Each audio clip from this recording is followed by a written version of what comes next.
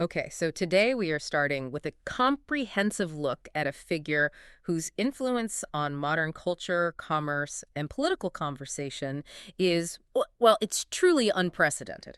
It really is. I mean, this isn't just a person who hosts a show. Oh, no. He is the operational force behind what has been, since 2020, the single most streamed program on Spotify, the world's largest audio platform. And we are, of course, examining the sprawling biography and career of Joseph James Rogan Jr. The scale of his current stature really demands this kind of investigation. When you look at the business dynamics alone, the facts are just staggering. Mm-hmm.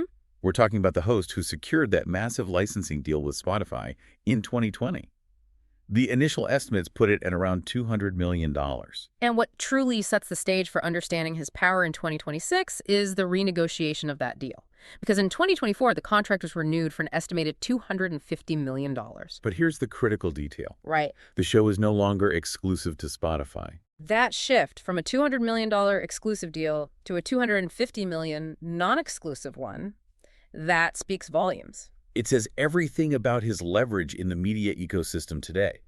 It means Rogan, or at least his team, was able to demand more money while at the same time regaining full control of his distribution. So he can be on YouTube, he can be anywhere else he wants. Exactly. In an era where media giants are fighting tooth and nail for content exclusivity, achieving non-exclusivity for a premium price, that is a structural power move that few, if any, other individual creators could ever command. So our mission today is to move beyond those headlines and really understand how this multi-hyphenate figure, the comedian, color commentator, actor, host, was forged. We need to connect the dots. Yes. Between his origins in Newark, New Jersey, and his current status as a pivotal cultural force.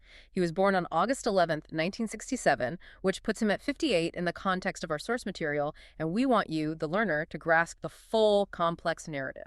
The sheer number of career paths he's navigated is remarkable.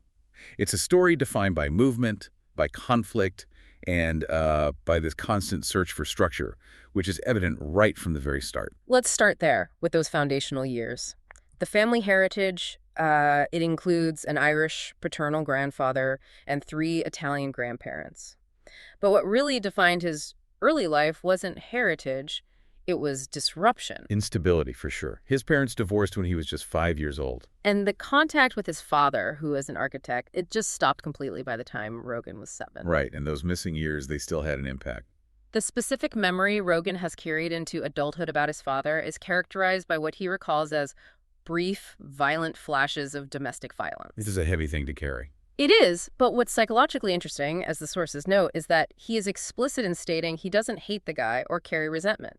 He says he doesn't feel a need to complain about his childhood. And that nuance is key. He acknowledges the violence, but he doesn't let it define his emotional future. It suggests an early, maybe almost enforced ability to compartmentalize or just move past conflict. And compounding that emotional instability was physical displacement. The family moved a lot. All over the country. From his birth in Newark, they relocated to San Francisco when he was 7, then to Gainesville, Florida at age 11. Before finally settling in Newton, Upper Falls, Massachusetts, that's where he graduated from Newton South High School in 1985. So you have 3 major cross-country moves between the ages of 7 and 18. That constant relocation, the instability and the need to reset and redefine yourself over and over again, that must have fueled his internal state. It seems so. He later recounted a self-described feeling from childhood of being terrified of being a loser. And that fear, that acute awareness of needing to prove himself, that's the perfect psychological backdrop for martial arts entering his life. It became his salvation, a mechanism he actively sought out to instill confidence and really fundamentally change how he saw himself. And it wasn't a casual hobby. He started karate at age 14, then quickly moved to Taekwondo a year later, at 15. The training was intense. It provided this structured, meritocratic environment that was a sharp contrast to the chaos of his early family life. And that's where he found hope. Hope that he wasn't going to be a loser. The results were immediate and very high level. By the age of 19, he won the U.S. Open Championship Taekwondo tournament. as a lightweight. Think about that. A national title by the time he was barely out of high school. He also dominated locally. He was a Massachusetts full-contact state champion for 4 consecutive years. He became so proficient, he started teaching, he became an instructor, and this is where he really developed that deep intellectual and physical connection to fighting that would later define his role in the UFC. So if he was that successful, why did he leave the competitive world so young? He retired from amateur kickboxing, where he had a respectable 2-1 record at just 21. The reason was very pragmatic and serious. He was getting frequent headaches and had a real fear of sustaining worse long-term injuries. So it was a clear-eyed assessment of risk versus reward. Exactly. It was a decision that ended his competitive path, but it freed up that intense, disciplined energy to be channeled into his next obsession. Comedy. It's a crucial early pivot where self-preservation dictates a career change. Before stand-up truly took hold, there was a brief detour into formal education and a string of odd jobs. He attended the University of Massachusetts, Boston. But not for long. The sources indicate he quickly grew disinterested, calling the whole thing pointless before dropping out. That word pointless is telling. It suggests a rejection of theoretical learning that lacked any tangible application. It aligns perfectly with the very physical and practical focus of his martial arts life. He was looking for real-world applicable skills, not lecture halls. And to make ends meet while he was pursuing comedy, his employment history was this fascinating mix. Right. Manual and unconventional labor. He delivered newspapers, drove a limousine, worked construction.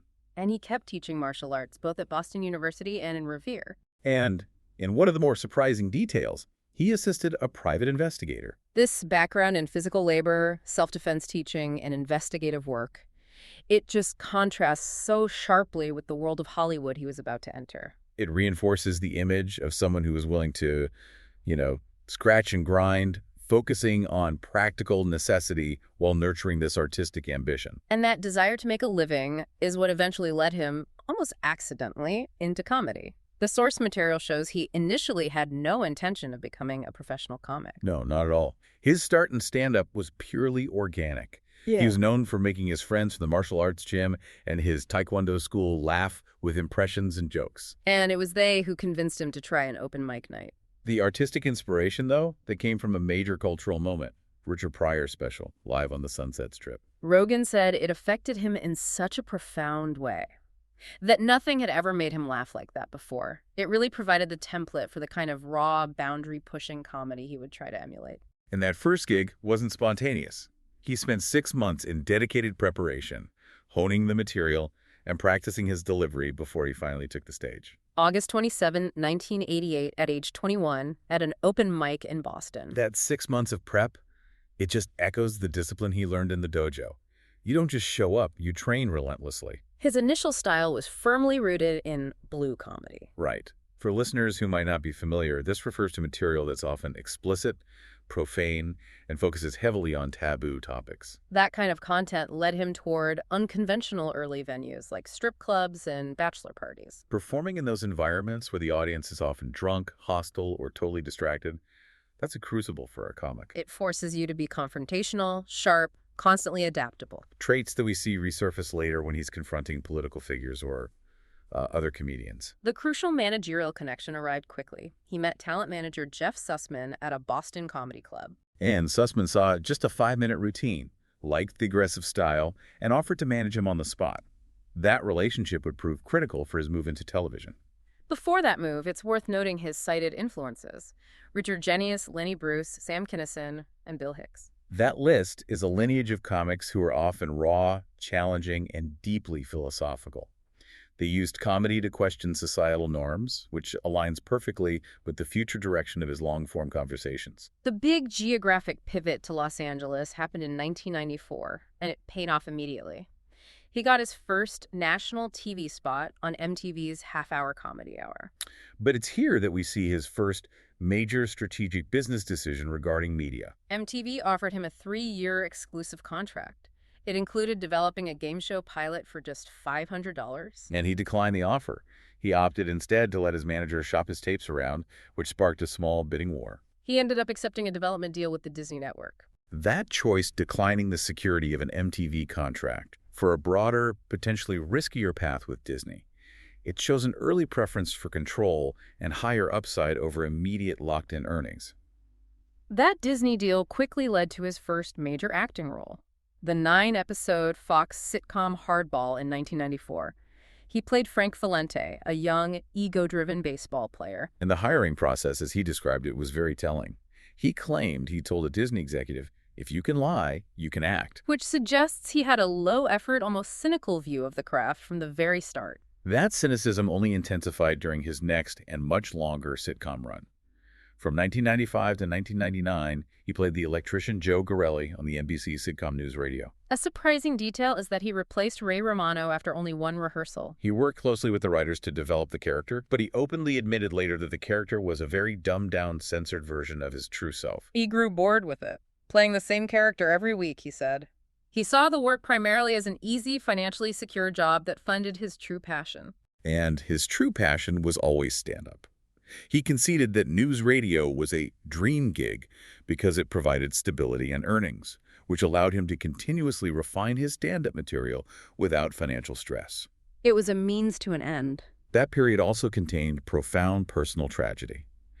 He befriended his castmate, Phil Hartman, and knowing of his marital issues, Rogan claimed he urged Hartman to divorce his wife 5 different times. Hartman's murder in 1998 had a massive impact on Rogan. He canceled a full week of scheduled stand-up gigs, which just underscores how deep their friendship was. While his acting career secured his finances, his commitment to live comedy was deepening.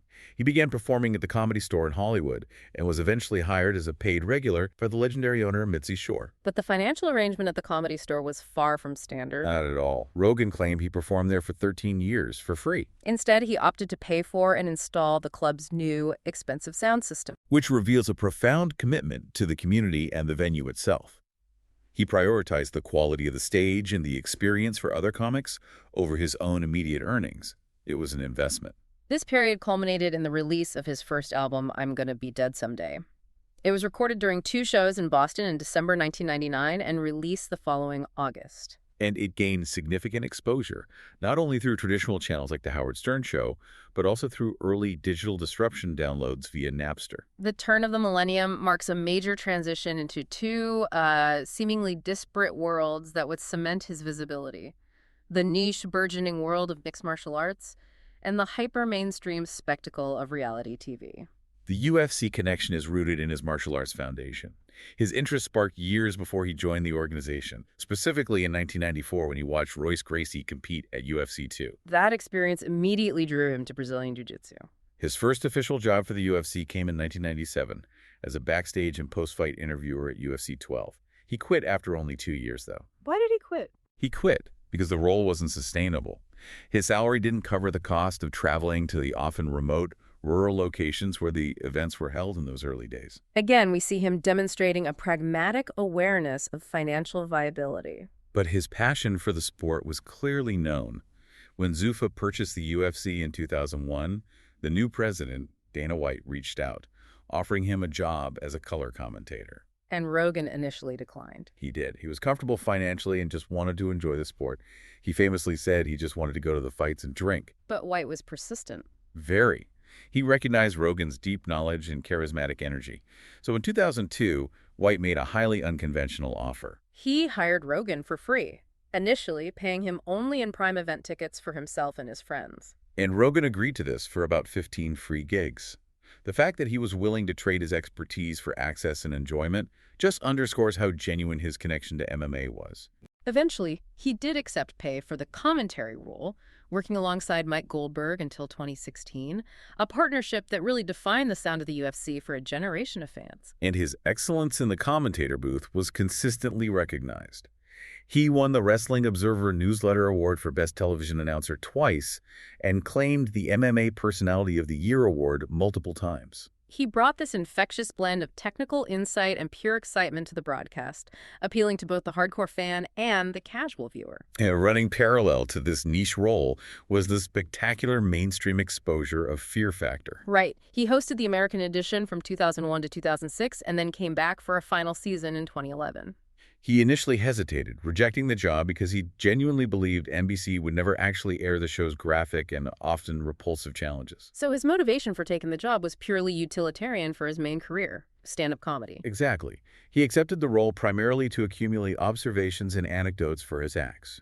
He treated the show as paid fieldwork into human absurdity. But the outcome was far greater than just new material. Fear Factor dramatically increased his national exposure, putting his face and voice in front of millions of mainstream viewers. And the direct consequence was a massive boost in attendance at his stand-up gigs. In the middle of all this success, there's this extraordinary anecdote that perfectly illustrates his commitment to the physical world. The 2005 challenge from actor Wesley Snipes. Yes. Snipes, a known martial arts enthusiast, challenged Rogan to a cage fight. And Rogan didn't just laugh it off or dismiss it. No, he committed 5 months of intense training, preparing for a legitimate, high-stakes fight against a major action movie star. Snipes ultimately backed out.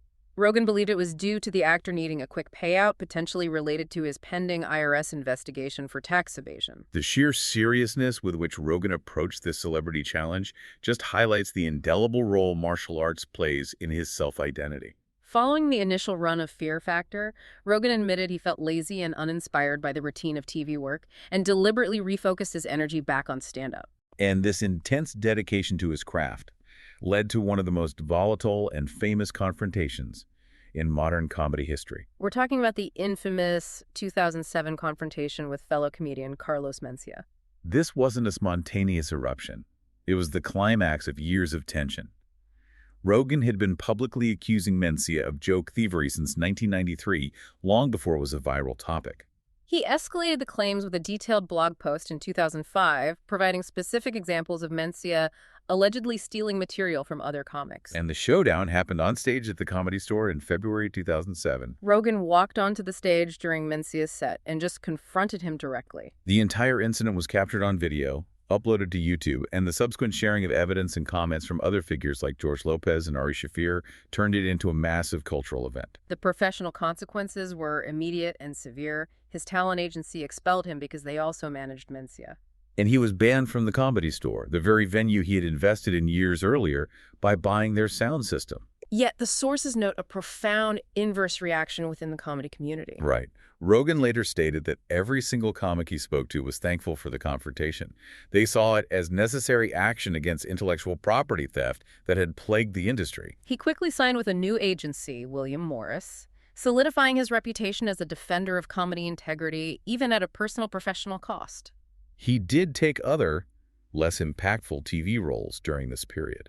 He co-hosted The Man Show from 2003 to 2004, but left due to disagreements with Comedy Central over censorship. He also hosted Game Show in My Head in 2009, produced by Ashton Kutcher. He openly called it a completely mindless form of entertainment. But he found the underlying concept of social manipulation intriguing enough to participate. Again, the motivation isn't a love for the TV medium, but an interest in the underlying human dynamics. All of these experiences, the athletic discipline, the physical confrontation, the comedic grind, the UFC commentary, the TV success and disillusionment, they all culminate in the true genesis of his current cultural phenomenon. Yes. We are turning the page now to the launch of the venture that defined the structure of 21st century media, the Joe Rogan Experience. It launched so quietly, December 2009, with fellow comedian Brian Redban. The initial format is almost laughably casual considering its current corporate stature. It was a free, live weekly broadcast on Ustream. He described it simply as him and Redban sitting in front of laptops bullshitting. There was no corporate strategy or marketing plan. It was purely organic, driven by the desire for long-form, uncensored conversation. And that casual, long-form approach proved to be revolutionary. The growth was explosive. By August 2010, it was formally named the Joe Rogan Experience, and it had already cracked the top 100 on iTunes. It was picked up by SiriusXM in 2011. The acceleration truly underscores the hunger for this type of content. By January 2015, the show was pulling in 11 million monthly downloads.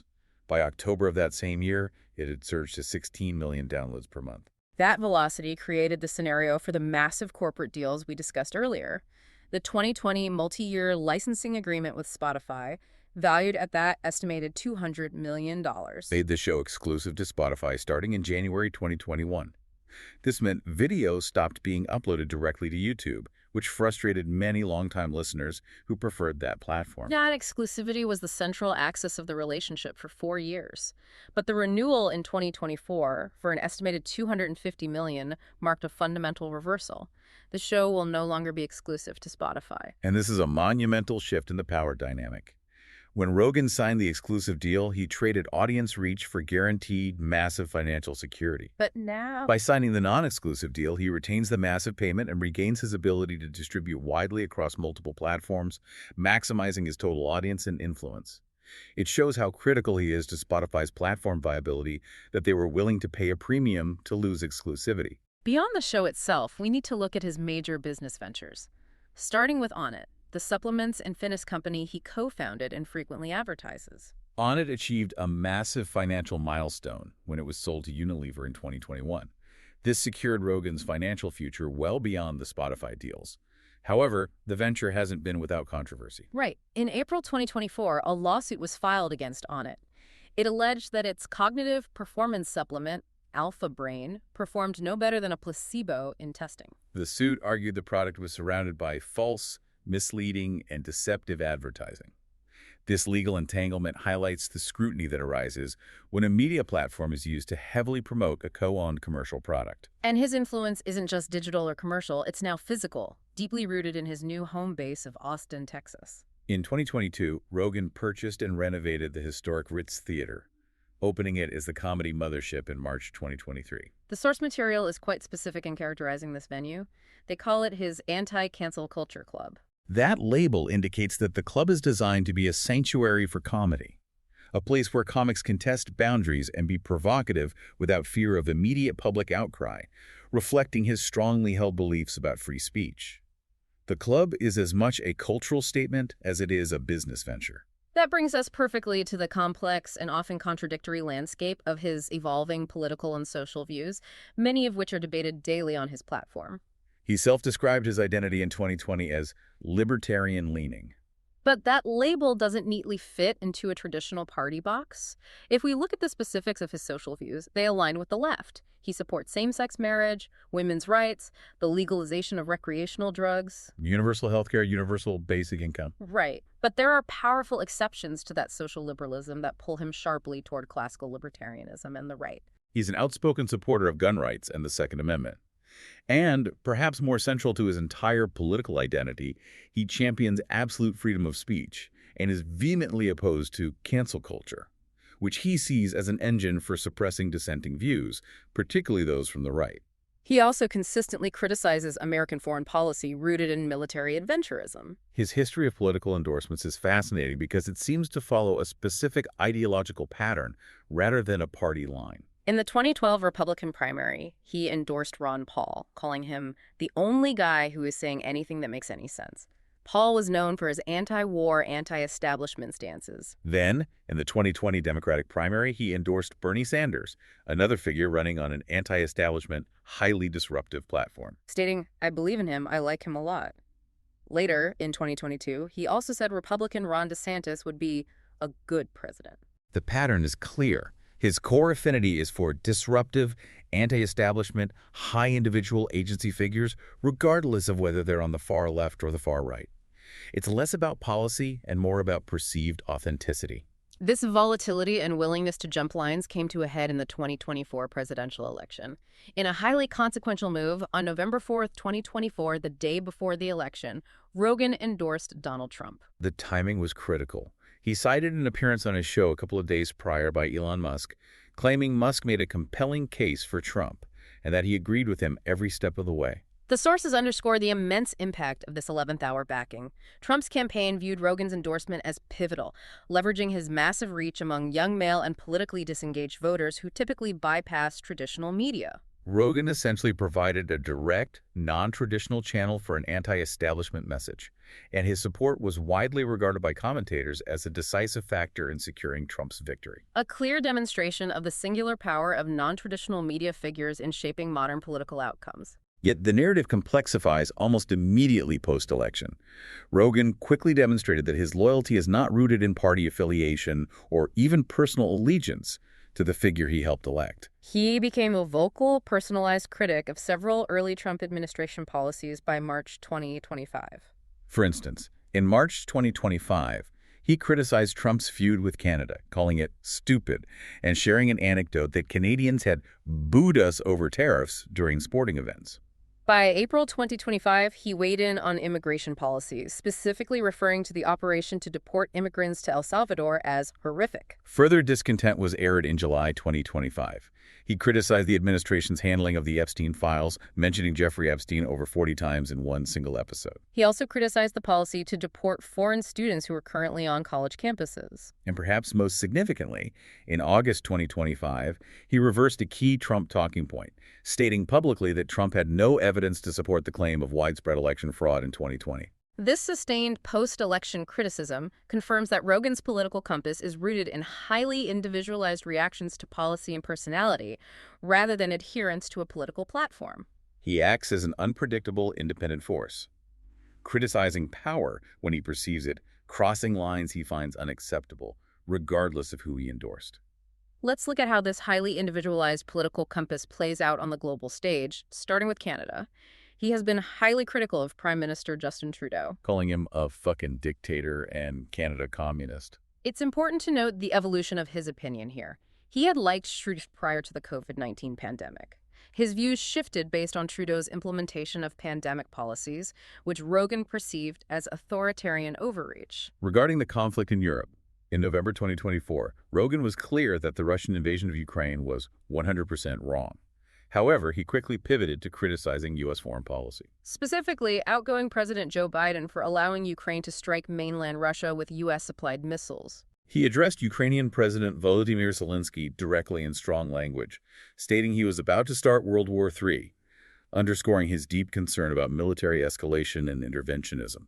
This specific commentary drew swift public backlash. Ukrainian boxing champion Vladimir Klitschko accused Rogan of repeating Russian propaganda and offered to debate him publicly on his show.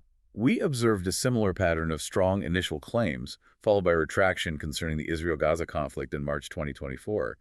Rogan initially described Israel's actions in the Gaza Strip as a genocide. However, days later, after interviewing political commentator Coleman Hughes, who presented a counter-perspective, Rogan openly acknowledged the nuance. Right. He told Hughes, "You clearly know more about it than I do." This willingness to retract or moderate based on immediate input from an expert guest is a defining characteristic of his long-form conversational style. Shifting to a more personal form of advocacy, Rogan is a massive proponent of psychedelics and consciousness exploration. He supports the legalized use of cannabis, being an avid user himself, as well as LSD, psilocybin mushrooms, and DMT. His interest is rooted in the belief that these substances facilitate the exploration and enhancement of consciousness and introspection. This commitment was formalized when he presented the 2010 documentary DMT, The Spirit Molecule. Also central to his personal regime is his deep interest in sensory deprivation and isolation tanks. He claims these personal experiences have been crucial in helping him explore his own consciousness and improve both his physical and mental performance. Which reflects that foundational seeker identity we identified earlier, only now applied to neurobiology rather than martial arts. We must now turn to the areas that have generated the most intense public and corporate conflict. His major controversies and the conflicts over misinformation, particularly surrounding the COVID-19 pandemic. This period fundamentally tested his relationship with his platform provider, Spotify, and the wider medical community. In April 2021, at the height of the vaccine rollout, Rogan publicly claimed that young, healthy people do not need to be vaccinated against COVID-19. This prompted immediate and public criticism from high-profile figures, including Dr. Anthony Fauci and the White House. Rogan was quick to walk back the comment, acknowledging there was some legitimate science behind Fauci's opposing view. And crucially, he made a public effort to emphasize that he is not a doctor and should not be taken as a respected source of information. The controversy intensified in September 2021 when he tested positive for COVID-19 and disclosed his treatment regimen. This included monoclonal antibodies and prednisone, but it also included ivermectin, an antiparasitic drug that medical experts largely consider ineffective against viral diseases like COVID-19. The media coverage focused heavily on the ivermectin. Rogan specifically criticized CNN for repeatedly describing ivermectin as a horse dewormer. And the subsequent appearance of CNN's chief medical correspondent, Dr. Sanjay Gupta, on his show led to a public concession. Gupta acknowledged that CNN should not have implied Rogan was taking a veterinary drug. All of these individual incidents built toward a major crisis in early 2022. 270 scientists, physicians, and healthcare workers wrote an open letter to Spotify, urging them to implement a formal policy on moderating misinformation. They specifically cited Rogan's episodes, particularly one featuring Robert W. Malone, who promoted vaccine misinformation. The criticisms leveled against Malone's content were severe, including promoting conspiracy theories and the controversial comparison of pandemic policies to the Holocaust. This crisis spilled into the music industry, where Spotify's core business lies. Legendary musical artist Neil Young demanded that Spotify remove his music if they would not remove Rogan's show, arguing the platform had a responsibility to mitigate the spread of misinformation.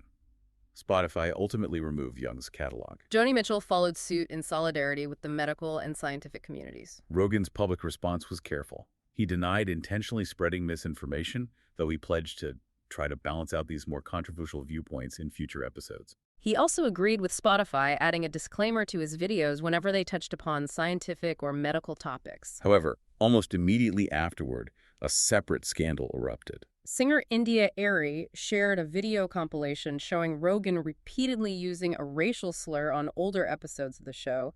This prompted Arie to also pull her music from Spotify. Rogan issued a lengthy apology, calling his past language regretful and shameful. But he also claimed the clips were taken out of context and that he was typically quoting the slur to discuss its use by others. He described the video compilation as a political hit job created by a liberal political action committee affiliate. The consequence was the removal of 70 episodes that predated the COVID-19 pandemic. Spotify noted that Rogan selected these episodes himself following internal discussions about his history of using some racially insensitive language. This entire ordeal led the video platform Rumble to make a public offer of $100 million for Rogan to switch platforms, an offer he ultimately declined. His controversial views are not confined to health and race. He is an outspoken critic of transgender women competing in women's sports. Often citing alleged biological advantages rooted in bone structure and joint size, bringing in examples like the swimmer Leah Thomas and the former martial artist Fallon Fox. This stance draws directly from his deep history in competitive martial arts, where physical parameters are paramount. Yet he attempts to balance this by stating, "I believe in trans people," supporting an adult's right to choose what makes them happy. He then immediately undercuts this with a characteristic duality, adding, "I also believe in crazy people." This allows him to hold both a socially liberal position and a biologically deterministic competitive viewpoint. He has also promoted outright misinformation. In October 2022, he promoted the widely discredited hoax that public schools were providing litter boxes for students who dressed as cats. Weeks later, he admitted there was no proof of actual litter boxes, but then falsely claimed that schools were at least discussing the idea. In February 2023, he drew condemnation from the Anti-Defamation League for spreading what they termed vicious lies after commenting on Jewish people and money in defense of Congresswoman Ilhan Omar. Rogan stated, "The idea that Jewish people are not into money is ridiculous. That's like saying Italians aren't into pizza." And in 2024, during a February episode, he delved into AIDS denialism. He promoted the debunked claim that party drugs like poppers were an important factor in the onset of AIDS and falsely claimed the antiviral drug AZT killed people quicker than AIDS itself. The American Foundation for AIDS Research publicly criticized the show for disseminating false and harmful medical information. Finally, in April 2025, he weighed in on linguistic and cultural shifts, claiming that the reemergence of the disability slur, the R word, into the mainstream is one of the greatest cultural victories that I think is spurred on probably by shows like this. Moving to his personal life and current status, he married Jessica Ditzel, a former cocktail waitress, in 2009. They have 3 children, including 2 daughters born in 2008 and 2010, and his wife's daughter from a previous relationship. In 2020, they moved from California to a sprawling $14 million home on Lake Austin in Austin, Texas. This move was framed as a deliberate escape from the regulatory environment of California, aligning with his political views. A fun and little-known family fact is that he is a first cousin once removed of My Chemical Romance members Gerard Way and Mikey Way. Though he has never actually met them, highlighting just how many cultural arenas his extended family touches. His dedication to martial arts remains a defining element of his life. Despite retiring from competition at 21, he holds two distinct black belts in Brazilian Jiu-Jitsu. A black belt under Eddie Bravo's 10th Planet Jiu-Jitsu, which is a specialized no-gi style, and also a black belt in the more traditional Brazilian Jiu-Jitsu under Jean-Jacques Machado. Holding these two separate black belts underscores that his training is continuous and diverse, not merely ceremonial. Regarding his faith, he was raised Catholic and later identified as agnostic. However, by 2025, he softened his previous stance and affirmed a belief in religion. With a prominent Christian apologist claiming that Rogan now attends church every Sunday. We also note that he lives with vitiligo, a condition causing depigmentation of the skin visible on his hands and feet. His level of fame today means he is an attractor for intense public behavior. Absolutely. In June 2025, fitness influencer Liver King was arrested in Austin after making violent consecutive threats against Rogan on social media. It just demonstrates the extreme scrutiny and attention that surrounds him. When we step back to synthesize his cultural impact, commentators overwhelmingly argue that the Joe Rogan Experience recreates a kind of contemporary agora, a public square for unfiltered discussion. He's universally regarded as one of the most prolific conversationalists of the 21st century. This reputation is built on his willingness to speak to anyone, from astrophysicists and comedians to controversial politicians and fringe theorists, all within the same long-form, unstructured format. Which allows for both genuine, highly educational moments and, as we've detailed, the widespread dissemination of misinformation. We've traced the complete narrative arc of Joseph James Rogan Jr., from a self-proclaimed, internally terrified loser who found confidence and direction through the intense structure of Taekwondo. Through his stint as a cynical but financially successful sitcom actor and an iconic UFC voice. And finally, to his current status as a media mogul who weaponized the long-form conversation into an unparalleled cultural and political phenomenon. The influence of this single figure on political outcomes, public health debates, and cultural discourse really cannot be overstated. His ability to move audiences and attract listeners who are actively turning away from traditional news media fundamentally reshapes how knowledge, ideas, and critically claims are consumed today. So consider this final provocative thought. His career is a tapestry of contradictions, from endorsing the anti-establishment left with Sanders to the anti-establishment right with Trump. Yet, after helping Trump secure the presidency, Rogan almost immediately became a vocal, personalized critic of key administration policies, like the Canada tariffs and the El Salvador deportations.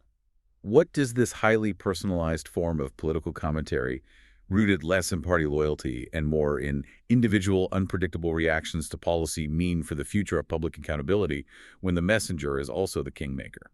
It raises a profound question about whether his platform provides a necessary, if chaotic, check on power, or if it simply amplifies volatility in the political landscape. Thanks for listening.